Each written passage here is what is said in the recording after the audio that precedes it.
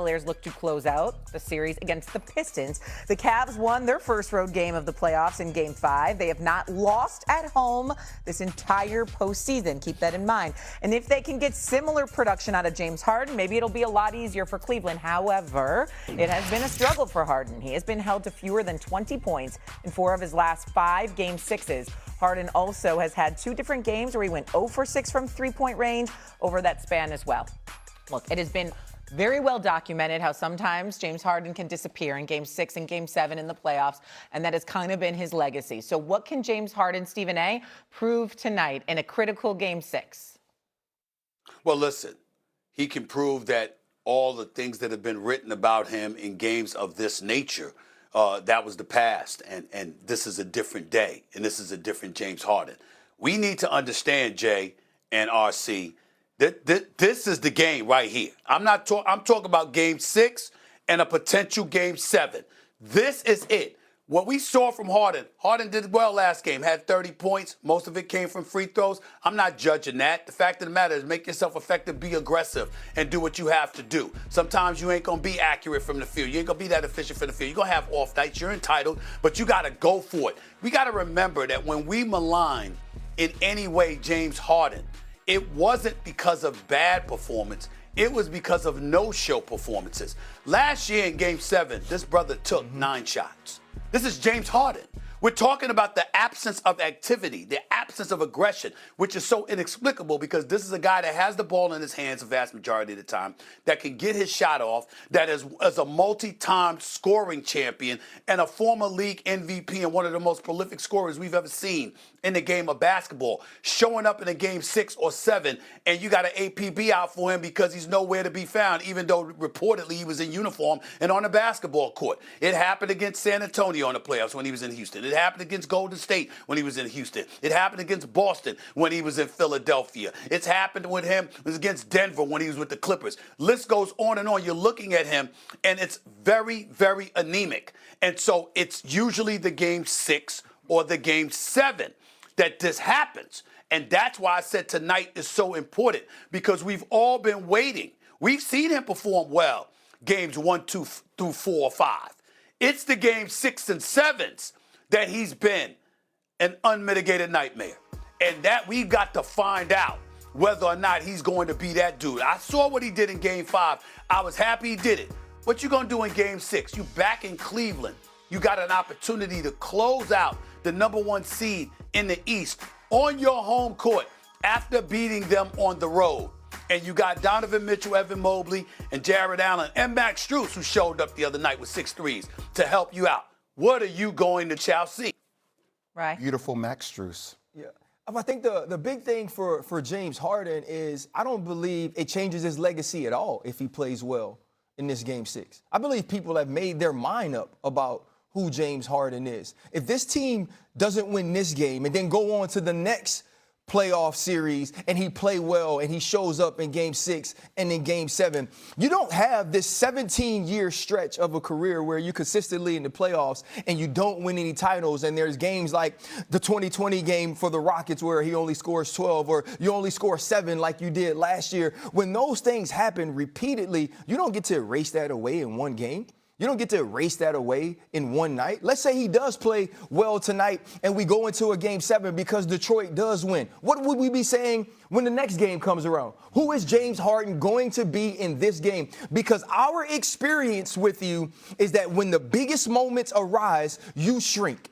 You become the smallest James Harden that we've ever seen. And to me, it's not just about the production, right? It's about the effort. It's about the look. It's about the aggression. It's about the want to. It's about the will. It's about the competitiveness. And you know this as well as anybody, Jay. For you guys, there's so much focus on the dude that has the ball in his hands. You got to tell me that I can count on you and I can believe in you. What's on the line for him tonight is to prove that in a new place to a new group of individuals, I can be that person. I agree with you, RC. My answer to this question was, what's at stake tonight? Nothing but upside. Yes. Stephen A. used words, his player performance has been very, very anemic. Damn. Game 6s and 7 have been unmitigated nightmares. Damn, that's the bar. That's the floor. So if we already know that's the case, if you're James Harden, if you're coming into this, you're like, okay, if I don't play well, y'all just gonna keep saying the same old things y'all been saying. But if I play well, then I know I play well, but the goalposts are always going to move. So at some point, if you're a player, you have to understand that, and I kind of made this post the other day, we value greatness by championships. Now, I know that's our standard, right? When we think about the greatest of all times. James Harden is one of the most prolific scorers we've ever seen. I think the biggest thing for people to see more consistency with James Harden is all the attributes and intangibles you just made mention of. That when the game's big, that effort, that body language, that's the kind of stuff that you want to see him engaged in the game with. But as it relates to me, RC, like, it ain't nothing but upside for him. Okay. Because people are going to say the things they're always going to say. Hold on. Stephen A., hold on. I feel like everyone's being a little negative, okay? What do you mean? I feel like it's negative. just positive. No, I feel like it's all got a negative tone. So you mean to tell me all three of you kind of are saying similar things, right? Like you think that both of you think the narrative's not going to change. Stephen A. says that it potentially maybe. I said there's only upside. Maybe. So if this guy goes out and balls in game 6, even in a loss, balls in game 7, let's say, I don't care if they win or lose, but he balls out in both of these games and it's the game is on his back. We can't sit up here and say like, okay, James Harden's in the right place at the right time. We can't. That's where I was going. It's only upside. I think you will. That's where I was going. Okay. That's where I was going. Because it sounded to me a lot like the mind's already made in everyone's head. Go ahead. But no. Here's what it is. Jay is right in terms of the upside. But RC, I couldn't disagree with you more.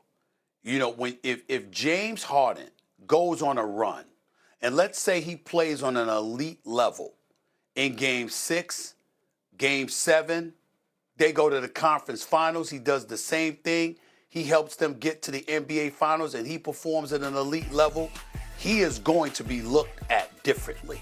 Because how he's looked at right now, this is James Harden we're talking about here. This is a career like 24-point game score. This brother is just lethal. He's elite at his best. He put up 30, he averaged 30 for seasons in the NBA, okay? We know what he did all of those years in Houston. And then he got to game 6s. In the last 5 game 6s, James Harden's record is 1-4.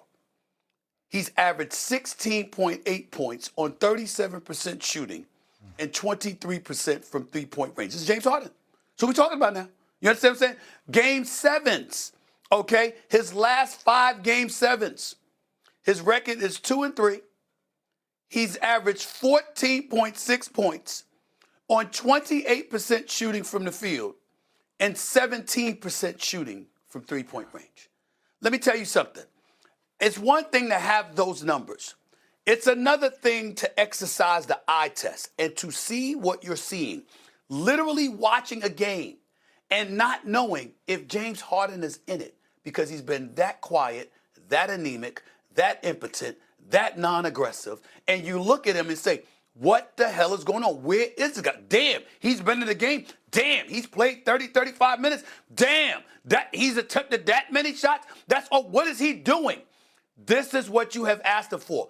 If this brother performs in these games, these quality games, the game 6 or 7s, that changes the narrative about him. No. But he has to do it. We're talking about tonight. I said in my answer, if he plays well tonight, even if it goes to a game 7, and then now you go to the series against the Knicks and he shows up, you can only change this perception. He can only change his legacy by consistency in the biggest moment. One night is not going to make you talk about James Harden differently, you talk about James Harden differently, or the world believe in him in this moment. About that. He has to prove it in multiple game 6s to me, and he has to find a way, along with Donovan Mitchell and other pieces on the team that are good, to compete for a championship. That's why they traded for him. How about they this, did not RC? trade for him for just to be here in game 6 against Detroit. How about this, RC? If he performed well tonight, we go from saying, oh, damn, he ain't going to show up too. Maybe he will show up. Because he did in game 6. At least we do that. What I'm saying is the narrative is it's accompanied with an assumption that this brother ain't going to show up. He changes that. If he performs tonight, okay, maybe he will show up. Maybe he will. Okay. We'll see. He's already proven he can have 2 back-to-back good games in these playoffs. That is positive. Cultural icon. Okay. Of lemon chicken. I don't like the Pepper negativity wings. coming from over here. Coming up after the break. The NFL schedule release came out yesterday. We're going to break it down. Are the Cards and the Cowboys favored to change their bad fortune? Look at this, more negativity. RC is going to break it down. He's going to be a little more positive. Maybe Southern Steve will show up too. Plus, we got a rare combo, A-list from J. Will and RC. You got to stay tuned to watch. They're going to be rehearsing in the break, so this should be a good one. Combined A-list on Thursday coming up next.